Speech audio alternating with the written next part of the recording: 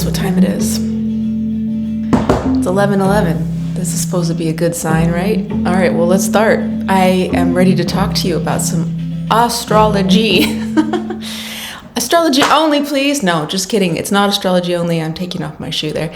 It's not astrology only because that would bore the heck out of me. So I'm hoping not to bore the heck out of you, because we're going to be using a story to talk about the astrology for the next month. All of Libra season basically has some fascinating stuff coming through, and we're going to use the story of Inanna to explore that a little bit. So we're going into this season. It's about a month that we're going to be talking about here. And what's important that we're going to track is sort of the Venus story, because Venus is also going to be going into Scorpio, we're going to talk about that in a second and why that's significant. This is going to cover about a month's worth of astrology. We're going to be getting into some specific dates. And why is this important? Well, because we have an eclipse coming through here, and Venus is the ruler of the eclipse. And just the Libra theme in general, it's about bringing some sort of balance into our life. Now, this energy echoes the ancient myth of Inanna. Inanna was a Sumerian goddess of love and war. And so she had this journey that she had to undertake, as a daring journey into the underworld to face her sister. Her sister has a hard name to pronounce. It's Ereshkigal. Let's see what Google says. Ereshkigal. So, Inanna, this goddess of love and war and fertility, she's going on this journey, a transformative journey into the underworld to confront her sister Ereshkigal, and she's the queen of the underworld, Ereshkigal is, so it's like kind of Plutonic thematically there. And Ereshkigal represents this darker, hidden side of existence. So just going down into her realm, descending into her realm, Inanna is seeking to integrate these shadow elements into her life. Inanna knew that her descent, her journey into the underworld or whatever, was going to be fraught with challenges. And so she has to sacrifice as she goes through this journey. She sacrifices her royal garments. At each of the 7 gates, she has to give something up. So this is symbolizing her shedding her earthly power, her identity as a queen. Upon reaching Ereshkigal, Inanna is stripped of her final vestiges and her authority, and ultimately we'll talk about that in a second, what happens to her. But her story doesn't end there. So we're going to pepper that into the astrology as we go through. Like Inanna, we're on the brink of this descent of going into this descent doesn't sound very pleasant, does it? It sounds like going down the hill. But we're on a mission to go deeper. How's that?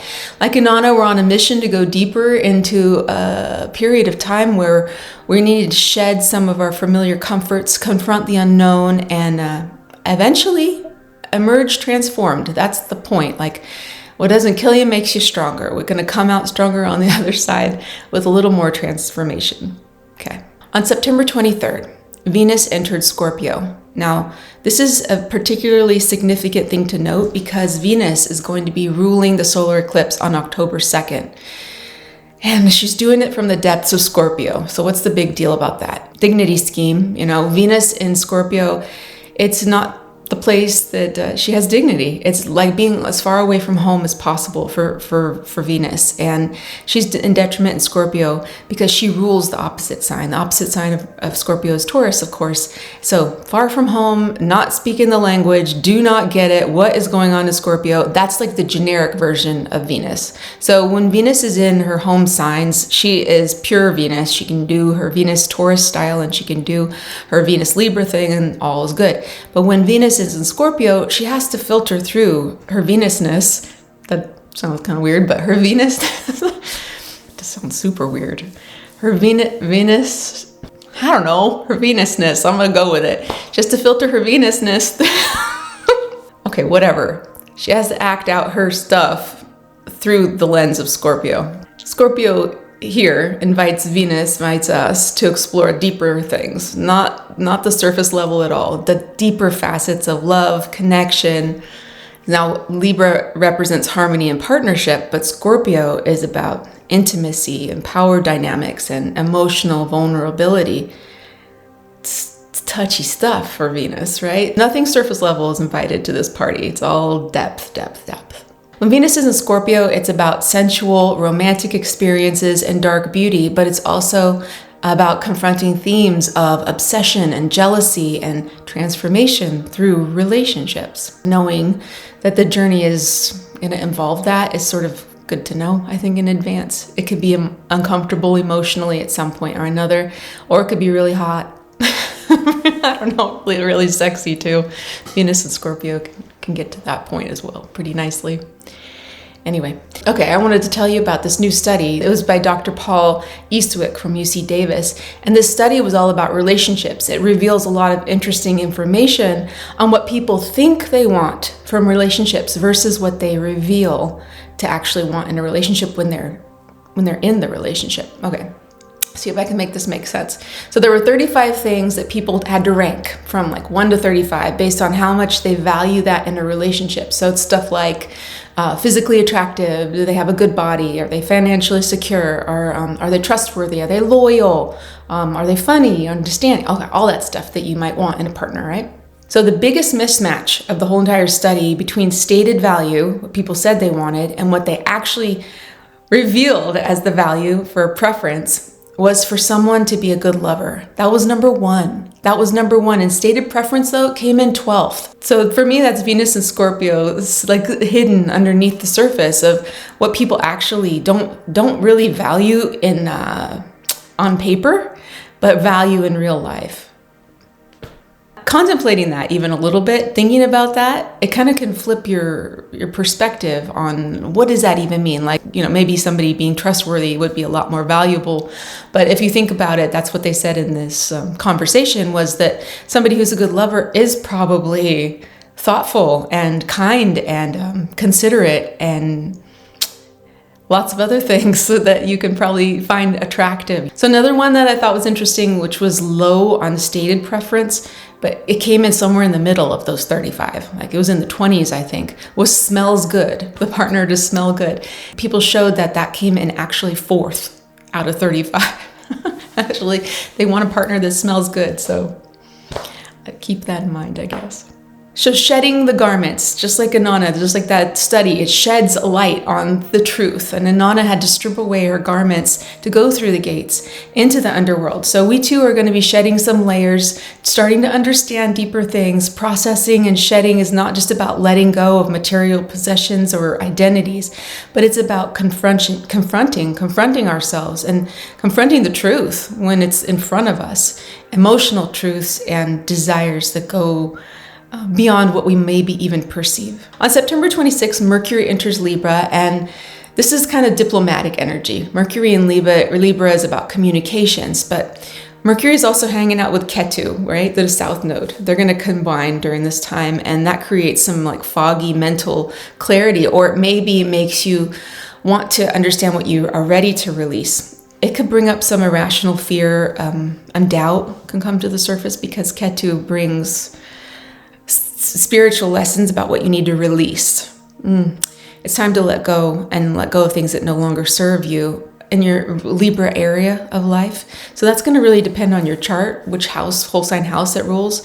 And I have some horoscopes as well. I'm not sure if I'm going to do them on a video, but for sure they're always going to be on my website, and I'll link that in the description below. But knowing where that's going to come through, in which whole sign house, that helps a lot. So we're kind of in that time where we're releasing, just like Inanna, releasing the garments, releasing the things that are holding us back. And maybe it's a little bit scary, a little bit fearful, a little bit of a mind game, and then also in relationships, thinking about what's your part, how do you play that? Then perhaps the attachments to things we think we might want or not, old patterns, they start to be released as well. On September 29th and 30th, Mercury's going to go Kazemi. Kazemi, baby. Mercury's going to Kazemi with the sun, okay? It's in the heart of the sun. It's aligned. They're on the same degree. And it's also going to be aligned with Ketu, the South Node. So that alignment is really potent for insights, for revelations. This is the end of September. It's coming with some tension from Mars and Saturn, okay? So there can be some vulnerability, some feelings of being exposed. You know what, though? Gosh,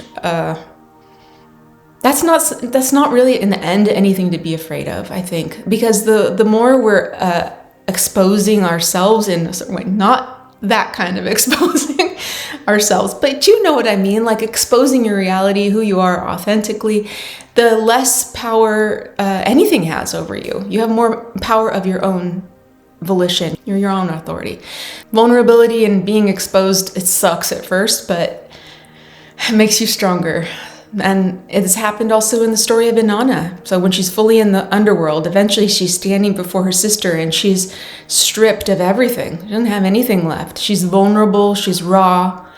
And at that moment, in a shocking twist, her sister kills her. That might be a downer in the moment, but listen, okay, it's not going to end badly. I'm not going to tell you a story that's not about redemption, okay? But this part of the story is the deepest, vulnerability, and the bad thing that you're worried about actually happens. Okay, that's rock bottom. There's chaos sometimes at rock bottom, but then there's nowhere else to go but up. Let's put it that way. So this part of the story is highlighting the necessity of facing a dark moment in order to emerge renewed. Perfect timing for some change, because October 2nd, we have the Venus from Scorpio ruled eclipse in Libra. Eclipses are important because they're powerful turning points, beginnings, endings, all that jazz. And the solar eclipse in Libra is going to be pointing at where do we need to reset our relationships, our values, things that have to do with balance, harmony, all that good stuff. And depending on where Libra falls in your whole sign chart, that eclipse is going to illuminate an area of your life where you might need to let go or make space, or something new is coming into that space. And revelation, some light, some change. So are there patterns in your relationships that need addressing?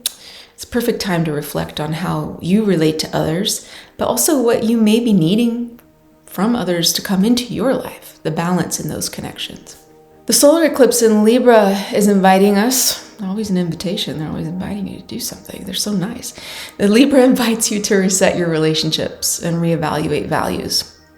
Where are you going to find balance, harmony? As Venus moves through Scorpio, she's going to make trine contact with Mars and Saturn. That's very supportive. It's good energy, okay? Even though they're malefic, right? It's going to bring some good energy, I think, and some balance. So Venus trine Saturn is October 4th, and Venus trine Mars is October 8th.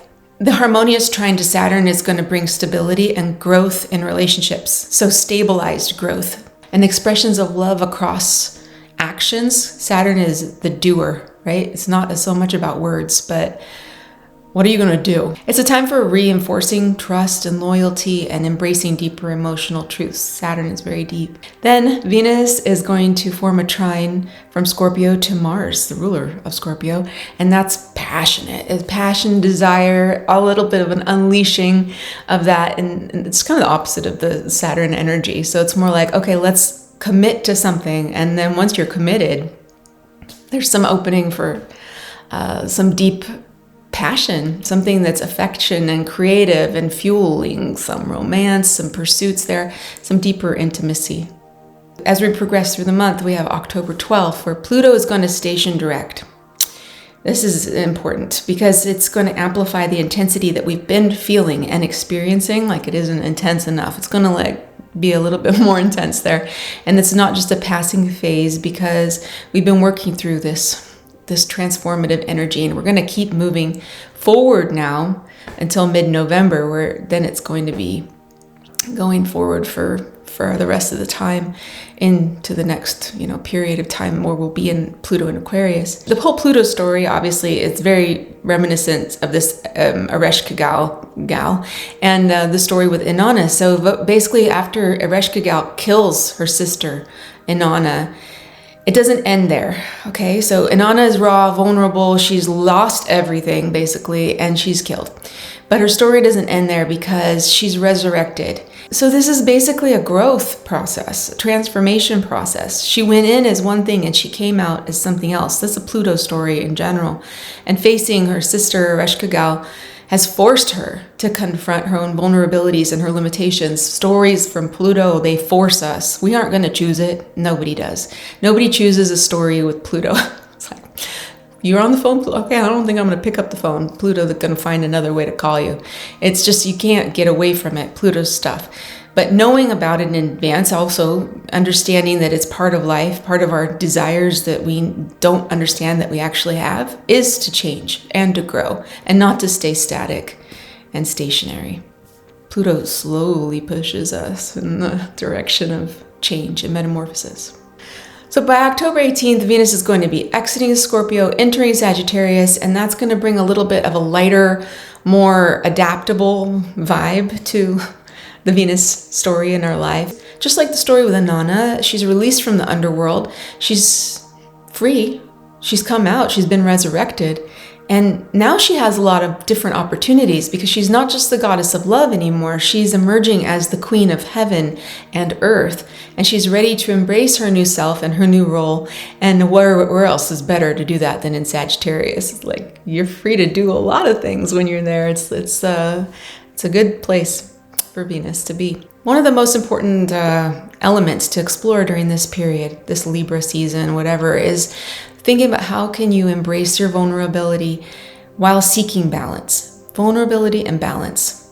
Can we confront fear and still find beauty and transformation?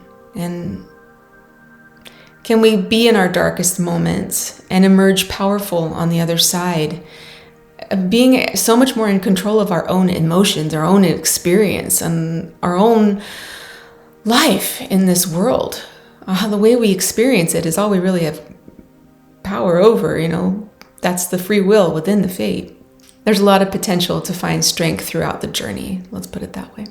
I don't know if you know about it, but I have an email letter. I'll link that in the description below. I have a discount code in the last email. So if you want to get a reading with me, they're opening up again the end of October and they're filling up. So if you're into that and you want a discount code, that can be found there. And only if that's something that you feel called to do.